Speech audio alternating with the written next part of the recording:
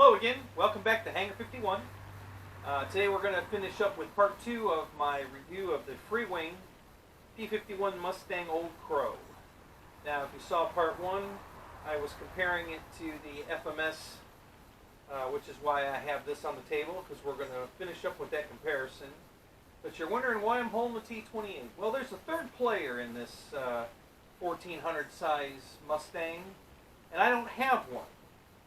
But Nitroplane sells a brand Airfield. It's made by a company called ARC. If you do a search on the internet for a company, ARC Models, you'll find who they are. That's the manufacturer. Sold through Nitroplanes. I don't know who else sells it. Now I can't do a flight review on the Mustang from Airfield because I don't have one. But I do have an Airfield T28. So we can at least look at build quality, paint quality, and a few other maybe sequencing doors, things like that. So I can kind of give you a little insight of my feelings on the quality of an Airfield versus these two. I just can't give you any flight characteristics on the Mustang because I don't own it. So let's break it all down. We're going to go comparison plane by plane. And we're going to sort it all out for you. Hopefully you can make an educated decision on which one you want to buy. So let's get to it. Okay, so I just want to touch on the FMS plane about the prop real quickly before we get to the comparisons. I know it's a Freewing review, but I did mention about the prop, and I just wanted to finish up on that. So this comes with a 1610 two-bladed prop. This usually has a 14, I don't know what the pitch, 4-bladed prop. I bought a 1610 3-bladed prop and put on this. Flies amazing. That's the prop for this plane. If you're having trouble with the modular prop, the 4-blade, tired of breaking them, tired of buying them, tired of all that, Master Air Screw, 1610 3-bladed prop. Got the spinner on eBay. I'll put a link in the bottom. Looks good. It's for a B model. It's correct. I mean, you could get a B model back in the day with the Allison motor with 3-blade on it, so it even looks correct. I think it looks great. I haven't decided if I'm going to paint the spinner blue or leave it polished. I haven't decided. Not a big deal, but flies great on this prop. So if you're having prop issues, I highly recommend you get the Master Air Screw 1610 3-bladed prop. Put it on your plane.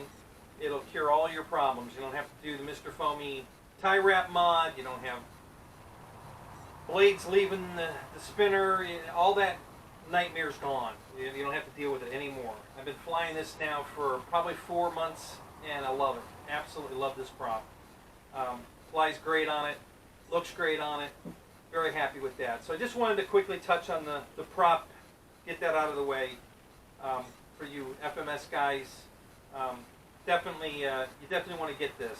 It's a huge improvement over the modular, 4-blade prop.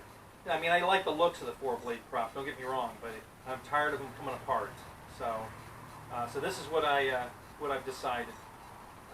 Better for me anyway.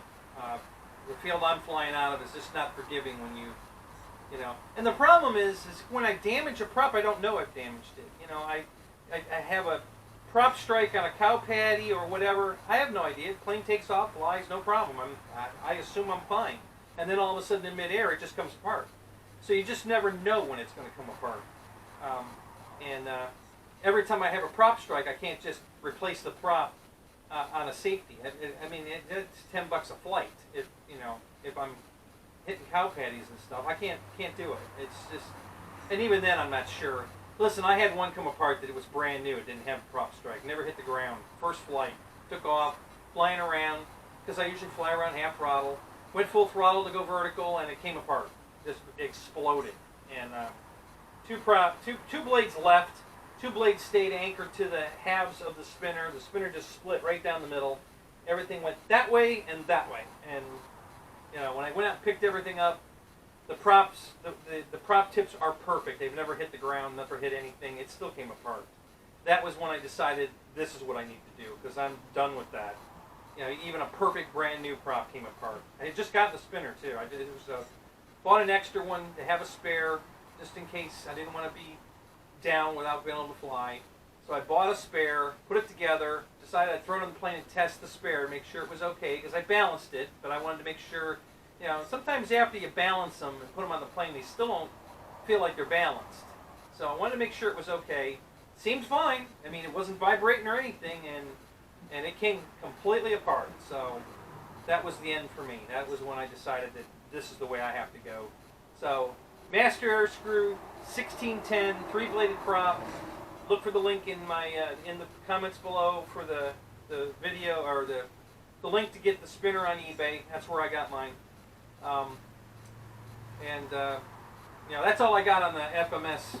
So I just wanted to touch base on that.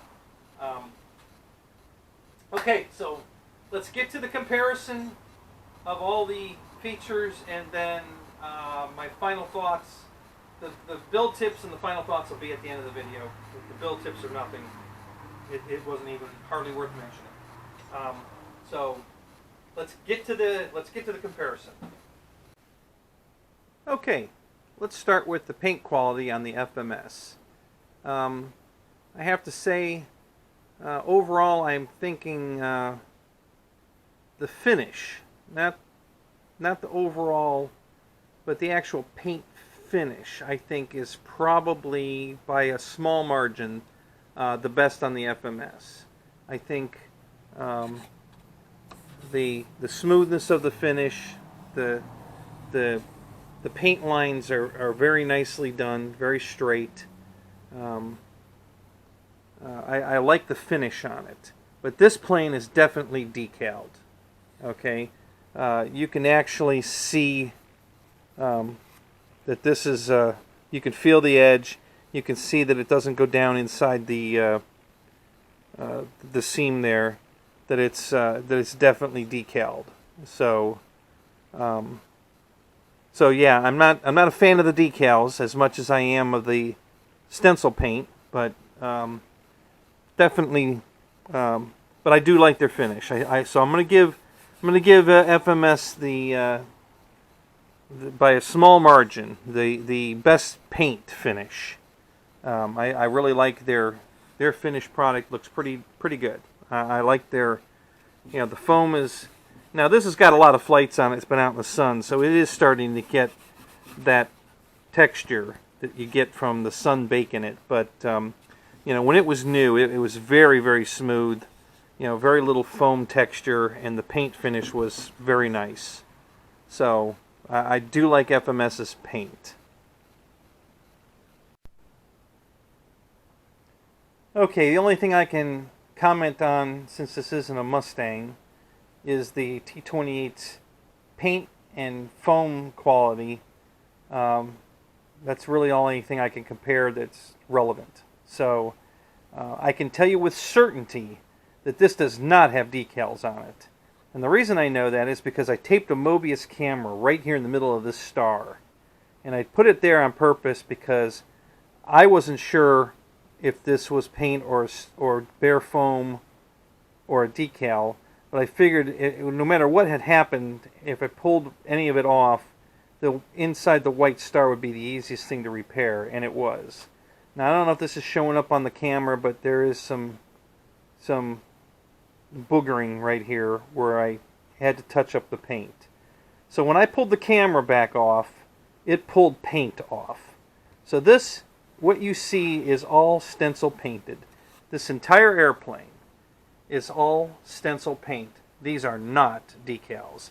Now I know one of my viewers told me that he has the same plane and his definitely has decals on it because you know, after it sat out in the hot sun, the decals started to shrivel up. I can assure you that the hot Florida sun that I'm in, and this plane is almost 2 years old now, this is not lifted at all. It has started to dimple because the foam is expanding from this dark blue heat, you know, like the black does here. You know, it really starts getting textured. The rest of the foam's perfect, nice and smooth, but the black, these dark colors in the Florida sun just eat them up. So it got all wrinkly, but that's just the paint wrinkling up, and just like it did here. But this is absolutely not a decal. So, you know, I don't know that that's a deal breaker or not for you. You know, the FMS decals are definitely the worst of the three, because they are thick, heavy decals. These are not decals, and on the Freewing, I'm not sure yet what they are. I'm leaning more toward they are a decal, but they're a very, very, very thin decal. They might even be a water transfer, not a sticker. But these are absolutely paint. This whole plane is paint. There is absolutely none of this is a decal. None of it. There's no seam. You can't feel nothing. Just beautiful. So I have to assume that ARC, their Mustang is constructed the same way. The quality of the foam is fantastic. Nice, sturdy, smooth, really, really smooth foam. No texture to it at all. This white part, which has not changed in almost 2 years. Just really good quality foam. Good construction. Built very well. No issues with the build. And the paint's fabulous. So that's my take on Nitro Plane's 1450 size Mustang. Is it's going to be this kind of quality. I have no idea what it flies like, but as far as the build quality, foam quality, paint quality, this is probably, I think this is the best of the bunch right here. The airfield line from Nitro Planes, I think, has the best. Now, I did say that I thought the finish on the FMS was better. Well, that was just the paint finish. That is a good quality finish. And this has got a good quality finish as well. I'm nudging this one above the FMS overall because the decals are paint. They're not decals. So, you know, even though the FMS on the full paint job was a very good quality, and this is too, you know, yeah, I might have to reconsider that. I don't know. I'm going to say that the FMS definitely has good paint. I'm not going to complain about the paint, but they're using a very heavy decal, and this has no decals on it. This is all paint. So, so kudos to Airfield on that one. I'm assuming their Mustang is the same way. And I'm a big fan of that. I really like this. Now, they do sell a decal sheet for repairing it. So everything that's on here comes on a decal sheet that you can reapply if you had to repair a wing, or if you buy a replacement wing and it doesn't come with the painted scheme on it, just like their replacement prop doesn't come, it's just plain black. All that stuff's on the decal sheet. So, but the original plane, when you buy it, does not come with decals. It comes painted. And the same thing with the display prop it comes with. It comes with decals that are, well, part of them are on the decal sheet, but not all of them. There's wording on the prop that you cannot replace. So if you break that prop, you're done. Because you cannot replace it. You can put the stripes back on the prop on the T28, but you can't put the wording back on it because it's not on the decal sheet. So there's definitely are some differences from the decals and the paint, but this is absolutely painted, not decaled. So that's the only thing I can tell you about the Airfield Mustang. Is I'm assuming it's painted like this, stencil painted. Good quality foam, good construction. I have zero complaints on this airplane, guys. This is one of my best all-around flyers by far, this T28. Now, that doesn't mean their Mustang flies good, but I have no complaints of the quality of this build, quality of this foam, quality of this paint, and the way this thing flies. I am a huge, huge fan of this. So, I haven't bought their Mustang yet, but I am thinking about it. Okay, on the paint on the Freewing, I'm going to tell you by far the worst paint job. Now, I'm not ragging on Freewing. It's not horrible by any means, but in comparison to the other two planes in the 1450 range Mustangs, the paint on this is the worst. And what I mean by that is, if you look at this line here, it's not straight, you know, it doesn't line up, and it's fuzzy, meaning that, you know, however they stenciled this off, they didn't get a good solid, you know, bite on it, so it's got a lot of bleed under whatever they were using. So it's you know, it's got a fuzzy end, you know, fuzzy lines. They're not straight. So not real happy with that. But again, it's not a deal breaker by any means. I'm just, as a comparison, to be fair, this is definitely not my favorite paint job by far. The other two, well, of course, I don't know what the Mustang from Airfield looks like, but if it's like the T28, it's got superb paint on it. Now, again, these appear to be decals, because right here I can see that it's not going down in the groove, but they're very, very thin decals. So when you try to run your fingernail over this, you can't feel anything. You know, very, very little. I mean, you can almost catch your nail on the edge of it, but not really. So it's a very, very thin decal, and it hugs all of the, you know, like this, you know, rise up here. There's no gapping, there's no bubble in it. I mean, it hugs it exactly. It's almost like it's monocoat or a shrinkable material that they stick on and then heat it to shrink it down so that it just sucks right into the foam, because all of the foam dimpling, you know, is on there as if it was paint. So I don't know what they're using, but I like it. It's a good quality decal. It sucks down onto the foam perfectly. Like I said, there's no bubbles, there's no gaps, and anywhere on this model. So even though it is a decal, because obviously I can see there is a slight gap in that seam, it's a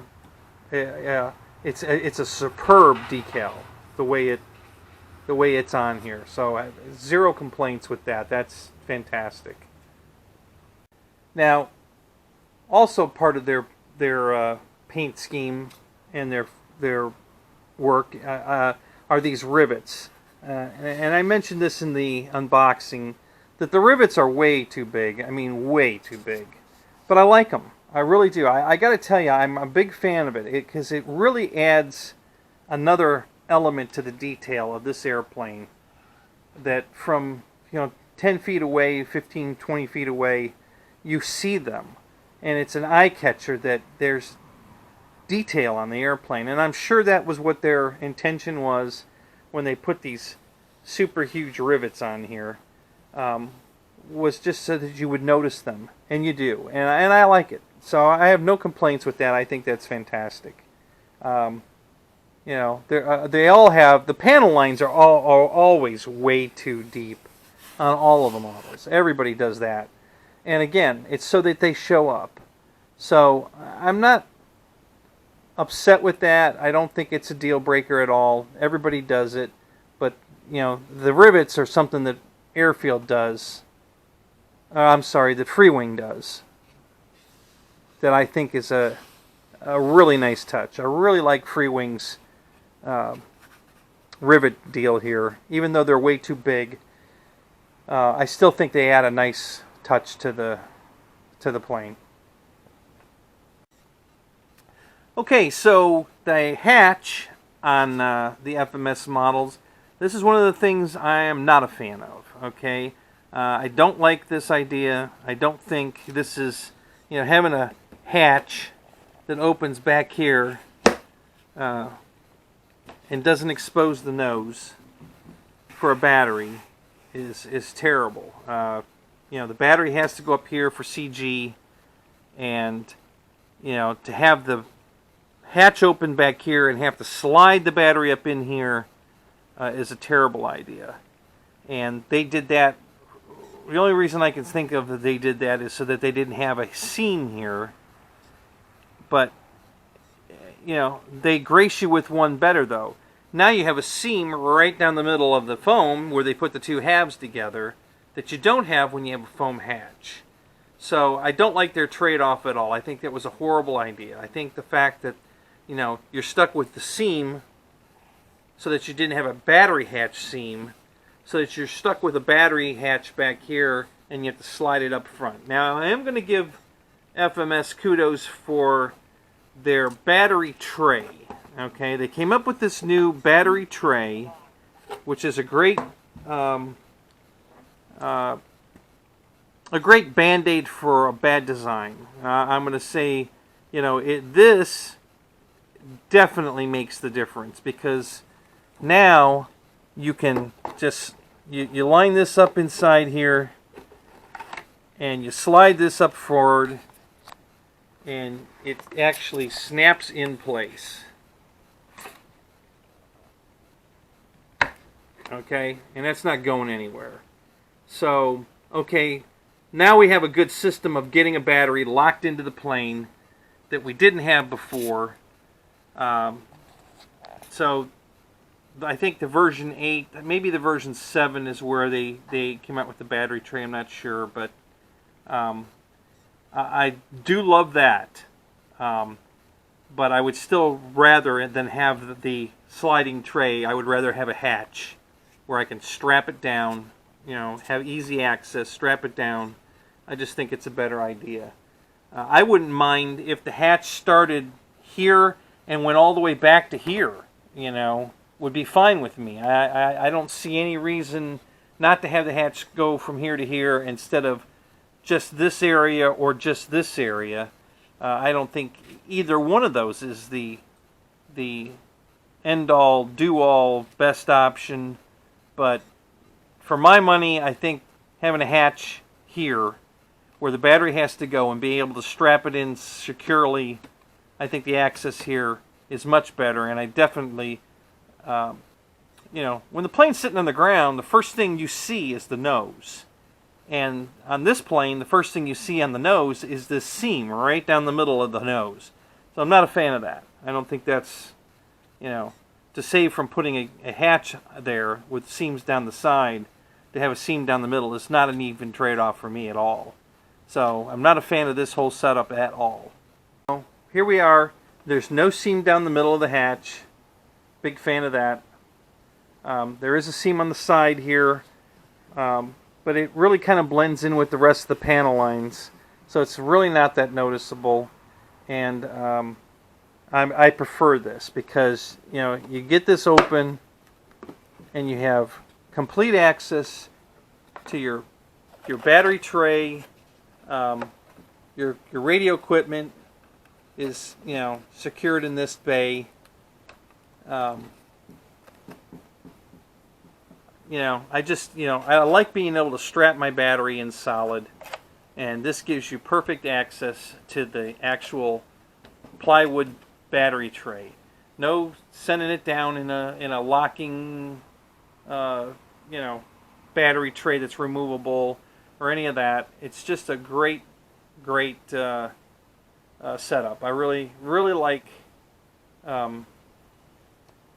the hatch. I think this is the way it should be done.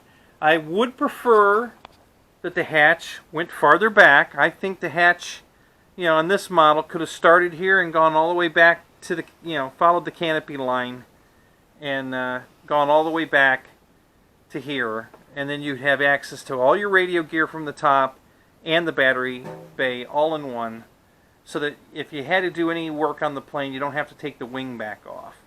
You can just open the tray and you have access to the whole thing. So I really don't know why they don't do that. That would be my recommendation. If I was going to say make a change, that's the change I would make, is to let the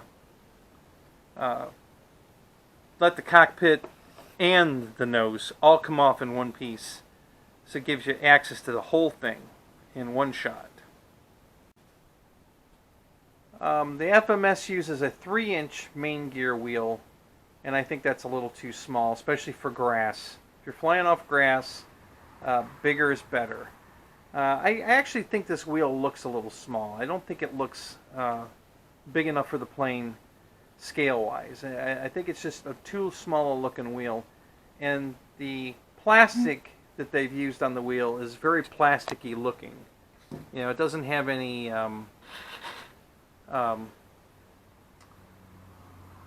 it just looks plastic. You know, they could have used a different color plastic or painted it to give it a more metallic looking. This definitely looks like plastic, just like the cladding on the gear. So I'm not a fan of their wheels on this particular model. I think they're too small and they're too plasticky looking. Okay, so these are the spring-loaded shock-absorbing retracts, but they're all plastic cladding. Okay, we got the plastic hinge point here, plastic cladding over the metal gear, plastic retainer for the operation, and also your catch for the main or the outer gear door or wheel pant. And you know, not a fan of that at all. I think it's very cheesy and poorly made, and I'm going to show you why I say poorly made. Okay, so this is what the landing gear looks like from FMS when you take the plastic cladding off. And this is what I don't like about their design. This is a poorly made and a poorly executed way to build landing gear. This is a separate bent wire through the solid steel shaft. They got a hole in this side of the shaft. Well, the hole goes all the way through. They pass the wire through this side to this side, and they plug weld the end of the wire in this hole. Now, there's no structural strength at all in that. I mean, the twisting action on a hard landing when this gear tries to twist just breaks the weld. And then the landing gear twists, and essentially this is junk. You have to throw it away. Unless you're a welder and can re-weld it, or come up with some other plan. A hard landing, and this is toast. You know, it's just a bad design, and then they cover it with plastic. Now I have made my own replacement gear, and what I did was I bent the wire like this, but instead of it going through the side, I drilled a hole down through the middle, which they already had the hole there for a set screw. They do put a set screw in it and weld it, but it's not enough. A hard landing, and it still breaks the weld. The set screw doesn't hold. So what I did is I bent the wire like this, but at the top I put another 90-degree bend, and it went down through the middle of it. And then I actually cut a slot in it here on the top right there, so that this, you know, the bend would slide down in, but the main part of it would go down in, straight down in, and then I put set screws on both sides of it. So the set screws are only holding it in, not structural strength. The slot is where the strength is. Now that this is down inside the slot, and the wire is 90-degree bent down inside the thing, it can't twist other than bend. And it is solid steel music wire. Very hard to bend, but very easy to break the weld. So, not a fan of this design at all, and I don't like the plastic cladding. One thing I haven't mentioned, what I did mention in the first video in the build, all ball link connectors. No regular standard clevises, all ball links, very nicely done, love that. A 3 1/4 inch wheel, and it's made out of much better plastic. It might even be painted. It looks metal. So much nicer looking wheel than the FMS. It's a bigger wheel, 3 1/4 versus 3 inch. Now here's what I'm talking about on landing it. This is all machined aluminum. Very nice. Nothing here to break. I mean, it could literally break, but not a weld that's going to break, that's going to leave the landing gear crippled. This is pretty solid. I can't see this breaking. You'd rip it out of the wing before you'd break this. So very, very nice. This is the little hinge is metal. It's a shock absorbing strut, just like the FMS, but all metal. There's nothing plastic here at all. This is all metal. Instead of just being a wire for the door, the outer wheel pant, it's actually got dual ball links to pull that shut. So much nicer setup, and the gear works perfectly on this plane.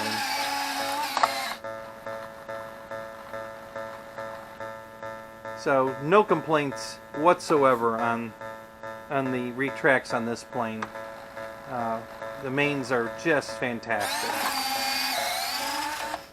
And you saw how the lights disappeared and turned off, and then when they came back down, they came back on. So just really, really love that. Now, okay, so beautiful landing lights on this plane.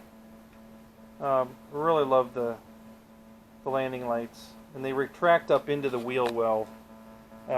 There's actually a button in here, and the landing gear, as it goes up, hits the button, sucks the light up into the wheel well, and then there's the light sequencer turns the lights off. So beautiful job there. Nice bright nav lights, so no problem there. Easily, very visible. So have no complaints at all about the lighting. Works really well. Beautiful nav lights on the wingtips, but no landing lights. Kind of surprised, since they do have landing lights on both their Corsair and their T-28. I don't know why they didn't put landing lights on the Mustang. I'm a lights guy, I really love the lights. So the fact that this model doesn't have landing lights, it's not a deal breaker, but it's a little disappointing. Now, the landing gear, good sequencing doors on the mains, and I'll show you those.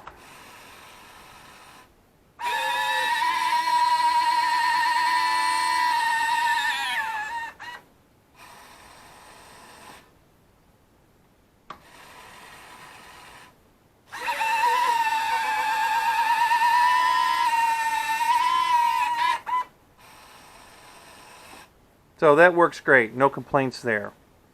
Unfortunately, I don't share that sentiment on their tail wheel. So let me show you that.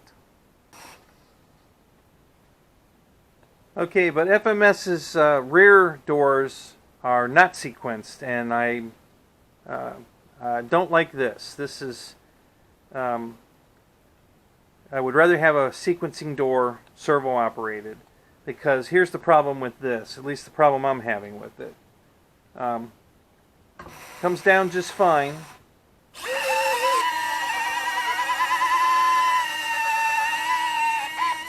Now, the door opened because it's just a spring-loaded capture. Okay? The doors are spring-loaded, and they're pretty heavy springs. And the tail wheel just trips a wire going in to force the doors closed. The problem I'm having is the springs, I guess, are too strong on the doors, and it doesn't always, the wheels don't, it doesn't always close.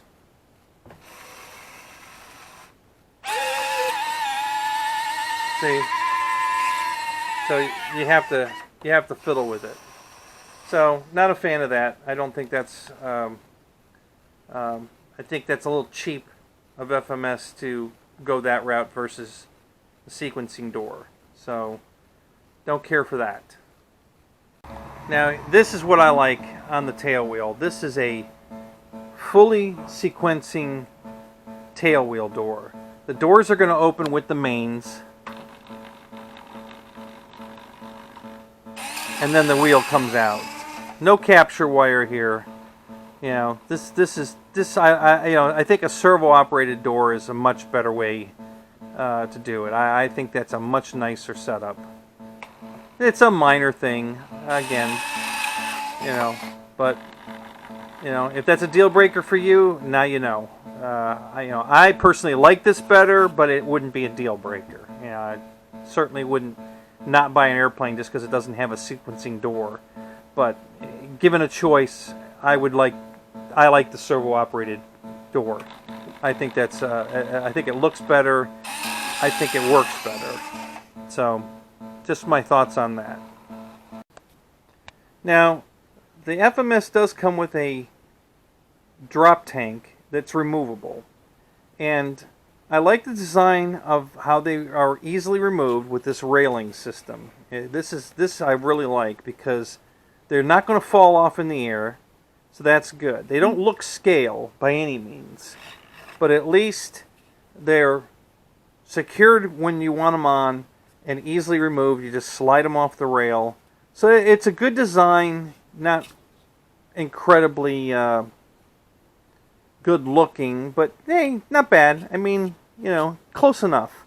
I'm going to give them a pass on that one. I like it. I actually do like the rail system for mounting the tanks. Much better than the original plug-in. They had 2 snap-in plugs, and those were always falling off. So, they still use that design on the 1700 size plane, and it's just not my favorite way to mount it. So I'm not a big fan of that. I like this rail system. It doesn't look absolutely scale, but it's more functional. It has much more functionality. If you want to put the tanks on, you can. You easily take them off. If you do put them on, they're not falling off. They're definitely going to stay on the plane. So I do like that. I think that's a good one for FMS. Okay, so Freewing has this very cool, very scale-looking drop tank configuration. But it's not really... I think this is the way they want it. You have to glue these onto the plane, and then you can actually pop these off the tank if you want to take the tank off. Okay, and then you're going to leave this behind on the plane because it'll be glued into the saddle, and I'm going to show you that in a second. So I think I'm going to try to magnet these onto the saddles so that I can leave them hooked to the tank, and if I want the tanks on, I can put them on, and if I want them off, I can leave them hooked to the saddles and just pull this off, the magnets off the rail, or what's technically known as a pylon, because I don't think I want to fly with those fingers sticking off the pylon. I think I'd rather have it smooth. So let me bring the camera in to the plane. I'll show you what it looks like.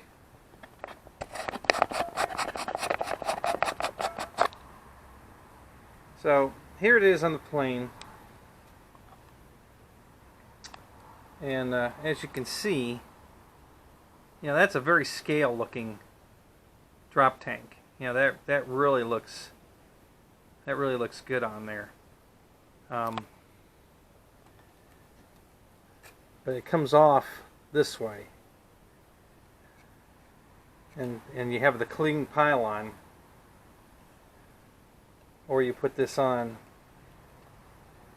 and then you have a very scale looking drop tank. So I haven't decided yet what I'm going to do with that. Right now I'm just flying it clean, but I love their fingered pylons. I really love this. I'm just not a fan. I don't think I want to glue them on.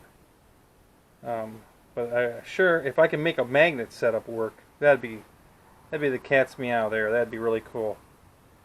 So definitely unique. Very different than FMS's rail system. This looks absolutely correct. They've got the seams on the drop tank you know, down the sides just the way they would be on the real thing. They've got the 4-finger stabilizers securing the tank. Really, really nice. I really like these drop tanks. I'm just not sure I like gluing these to the pylon and then removing the tank by pulling the fingers out. And I think they're going to stay on. I don't think they'd blow off the fingers in flight. I don't think they'd come off. They seem like they're on there pretty good. So I think that's all right. I don't know if I want to fly with the fingers hanging out. You know, really what I'm worried about is them just getting caught on something and breaking. You know, when I'm moving the plane, putting it in and out of the car, putting it in and out of my rack. That's what I'm worried about. I'm not really worried about flight characteristics. I'm just worried about those 4 little fingers hanging down from each wing and getting caught on something and either breaking off or damaging the plane because they're hooked on something. So I haven't put them on yet, but I do like them. So if I ever do put them on and come up with some kind of a system, I'll definitely update you on it. On the cockpit detail, I like the pilot that Freewing used. He's a good-looking, American-looking pilot. Really nicely, detailed, but it's just a torso, an upper torso. Not a big deal there, but I think he's probably the best-looking pilot, at least the upper torso half anyway, for sure. He looks like an American. He looks like an American pilot. He's painted correct for the time period. Just a superb pilot. I love it. As far as the interior of the cockpit, I have to give Freewing the worst looking cockpit I've ever seen. This is horrible. It's just big, thick blocks of foam. There's nothing in there. I mean, there's a sticker on the instrument panel that you may or not be able to see through the window here, but that's it. There's no detail in there. Big, thick foam blocks. Yeah, not a fan of the interior at all. I think Freewing really blew it on the cockpit detail, is for sure. Not good looking at all. But I didn't buy it to set it on my coffee table and have people admire the cockpit interior. So, even though it's not a very good cockpit detail, it's still an amazing airplane. So, not a big deal there.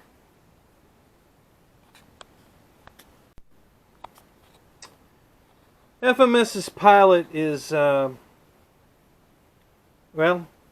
I'm just going to say it. It's a German pilot. That is a German pilot. That's a, I don't know why they picked this guy, why they detailed this guy. Our pilots didn't have black oxygen masks and black headgear and black goggles. This guy looks German all the way to me. Maybe I'm wrong, but I have never seen an American pilot dressed like that. So this guy totally looks like a German to me. But he is a full pilot all the way down to just below the knee. So he's got arms in here on a control stick, and his legs bend all the way down past the knee. And I'm a big fan of that. This is a very detailed cockpit for a 1400 size airplane. If you really want to see a detailed cockpit, FMS's 1700 Mustang is full blown. Everything is in it. The bird killer sight for the targeting. He's got a throttle. He's got his hand on the throttle stick. It's got a throttle. It's got hoses. It's got gauges. It's got buttons and levers on both sides of the walls. I mean, it's a fully detailed cockpit on the 1700 FMS. This one's not full detail, but it's very nice. The seat looks scale or reel. It's got walls and an instrument panel, and a pilot that's got legs and arms, and I just don't like the fact that he looks like a German pilot. But it's a better pilot. I love Freewing's American pilot, but it's just a torso, no arms, no joystick, no detail. So I got to give FMS on the cockpit detail the win. But I definitely think Freewing's pilot is a better looking pilot, at least the upper torso of it. So, like I've said all along, I don't think anybody's got it all right. So I'm going to pick on everybody, and I'm not going to show any favoritism here. If I don't like it, I'm going to tell you I don't like it. And I don't like this German pilot, but I do like that he's got arms. His arms are on the joystick, and the actual cockpit itself is much nicer looking than the Freewing by far. Okay, so have one correction on my build tip. Honestly, there was nothing. The plane went together perfect. There's one correction and one small repair, very small. The correction was when on the unboxing, if you watch part 1, I was trying to decide whether or not the aluminum or carbon fiber wing tubes were aluminum or carbon fiber. Turns out they are powder-coated aluminum. At further inspection, I don't know why they powder-coated them. There was no reason to powder-coat them. I mean, they look great. But they're inside the wing, so you don't see them. So I don't know why they bothered to powder-coat them. But they are aluminum tubes, not carbon fiber. No big deal. Just wanted to make that correction in case you got the kit and said, "Oh, he was wrong. These aren't carbon fiber." Yeah, you're right. They're not carbon fiber. But no big deal. The aluminum tubes are fine. They're beautiful, powder-coated. I don't know why they powder-coated them, but so that was my correction. The only repair, very minor, tiny little thing. The kit built beautifully. Inside the outer wheel pant on each side, there's a tiny little sliver of steel glued to the outside edge, and there's a magnet up in here. And so when the gear goes up, the magnet sucks those doors tight. Now they don't have them on the inner doors, and I think I'm going to add them to the inner doors because they do kind of. I've got them adjusted pretty tight, but they could be better. Magnets would definitely cure it. Anyway, the fix was the little wafers were not glued to the doors; they were just stuck to the magnets, and I almost didn't even catch it. It was so minor, so little. I don't even know how I caught it. Because the little sliver of steel on the magnet just looked like the magnet, and I really didn't realize until I looked at it, and I'm like, well, why is this here? There's nothing on the door. And then I started feeling around, and sure enough, there was a metal sliver on the magnet that's supposed to be glued to the door. So you might have to glue glue those to the doors. Make sure you look for that. I honestly don't know how I caught it. I'm very, very surprised that I caught that. But anyway, so I had to glue those to the doors, and that was it. Everything else built beautifully. The directions aren't the greatest, but just give yourself a minute and think about it, and you can figure it out. Really what the problem I had was just minor, but it really did specify the screws clearly. So what I do, and I do this on all my planes now, is instead of looking at the instructions first, I don't even look at them. I take everything out of the bags and I start setting everything out and try to figure out, okay, these must be for this, these must be for this, and I try to sort it all out first, and then go to the instructions. And if I still have a problem, then I go to the instructions to see if they clarify it. So that was the only thing. I had a couple of issues with. Are these the right screws for this? But no big deal. It builds beautifully. I like the design of it. It's got a few, when this plugs in over the top of the stab, the vertical stab goes down in through here, and then there's a plastic plate at the very back that has 2 screws that go through it, and it's tight. You got to push it up in there, but when you get it up in there, it flushes up beautifully with with the rest of the plane, and that gives you a good anchor to hold the vertical stab in, because the screws actually use those as like the base to pull against. So that works out really nice. Love that. Everything else really built great. Now, there's this one came with the sound card in it, and the sound card came installed. They all come with the gear door sequencer and the light sequencer. They do not come installed. I have not figured that one out. That seems a little weird. You would think that the standard options would come installed, and then an afterthought, like the sound card, because you can get it with or without, would be the part that didn't come installed, but it's just the opposite. The sound card's already installed. The gear door sequencer and the light sequencer are not installed. They're going to be in the bag. I'm not going to do a video on how to install them. Listen, I'm going to do a shout out right here. There's two guys that do a lot of reviews for Motion RC. Pilot Ryan and Captain Mike, as always. These guys are fabulous. I really enjoy their show. These are the two guys you want to go flying with. If you want to go to the flying field and have a good day, these are the two guys you want to go with, because they are a panic. I mean, I just know I'd have a great time flying with these guys. And hey, Ryan, Mike, if you're watching this and you're ever in the Florida, Tampa, Clearwater area, look me up. We'll go flying. I got a whole hangar full of planes. You've flown most of them already anyway. You're welcome to come fly with me. Absolutely. I would love to go flying with you guys. So if you ever take a vacation from the cold and come down to Florida and you're in the Tampa, Clearwater area, give me a shout out. We'll go do some flying. So, but anyway, what I'm going to do is, Ryan did two great videos on how to set up the sound card and how to set up the gear door sequencer and light sequencer. So I'm not going to redo that because Ryan did a great job. So I'm going to just put links in my description. Go watch his videos on the sound card setup and on the light card and the gear door card sequencers. And you'll have no problem. He'll fix you right up on that. He did a great job on it. No reason to redo it. I couldn't do it any better. He did a perfect job. So, and if you haven't watched these guys, they have their own show too called the RC Training Command. I haven't been very active on it lately because they're doing everything for Motion RC now. So, but yeah, go watch their videos. They're really funny, really entertaining. They really are. One of my favorites was Mike doing the build on the PBY.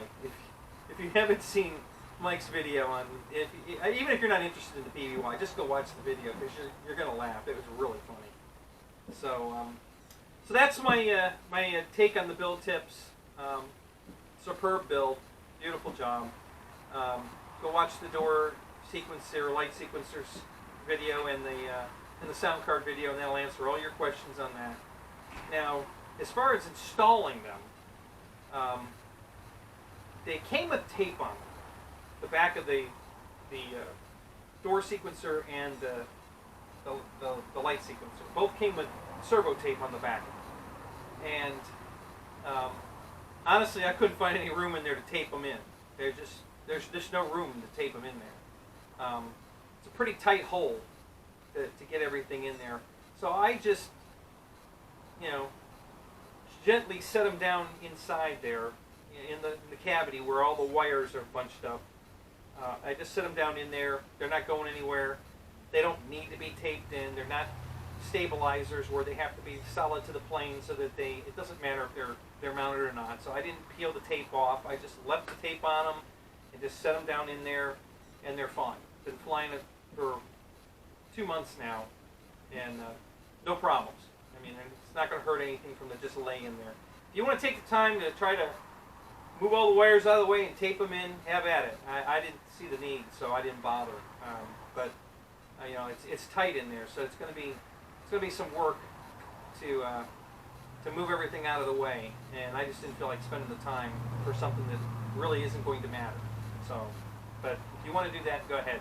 Other than that, that's it. Great build, great, great airplane. Good, best flying for sure. Flies much better than the FMS, in my opinion. It really does. They both land good. I'll give you that. They both land beautifully. They both handle on the ground beautifully. I'd even give FMS the ground handling a little better because their gear is raked forwards a little bit more than the Freewing, and so it really handles on the ground well. They both do, but that one I'd have to give the nudge to them. Definitely good ground characteristics. With the flaps and the landing position, well, actually I've been landing mostly on the takeoff position. I have them two positions, half flap, full flap. I rarely ever use full flap. I mean, it's got to be absolutely dead calm for me to use full flap. I just rarely ever use it. If there's any kind of headwind at all, the first half flap is plenty, and both of them handle beautifully on landing as long as you're going into the wind. Now the FMS doesn't like crosswind landing, so I don't recommend that. It does, it just wants to get thrown around. The wind really gets under the wing and pitches it around a lot, and that's what I don't like about it. This one doesn't pitch around near as much as the FMS, so there's a lot less correction here. When this is flying, you don't have to correct it so much. You just fly it. The FMS on a windy day, you're constantly correcting it. Calm day, it's fine. Flies beautifully. I mean, it really does. But it's hard to find an airplane that doesn't fly beautifully when there's no wind. So that's really not a very good test of a plane's capability. They all fly good on a dead calm day. It's when the wind's out is when you really find the flaws in a plane. And that's when the FMS doesn't shine, because it really gets thrown around a lot. It crabs the wind a lot. I don't know why. Haven't figured that one out at all.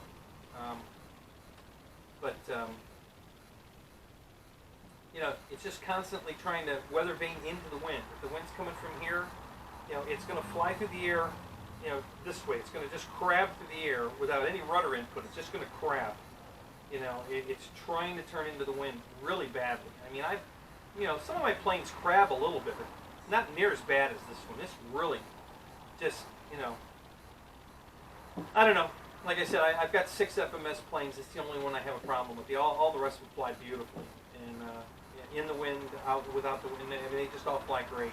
So I'm just really surprised that this particular plane, the 1450, doesn't fly that good, in comparison. It still flies good. It's not a plane I would, I really haven't thought about getting rid of it.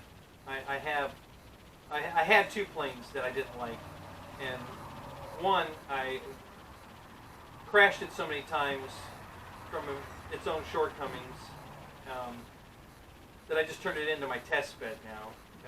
I've fixed it, and now if I've got radio equipment that I'm questionable about, or if it's new radio equipment I want to test it, I throw it in that first.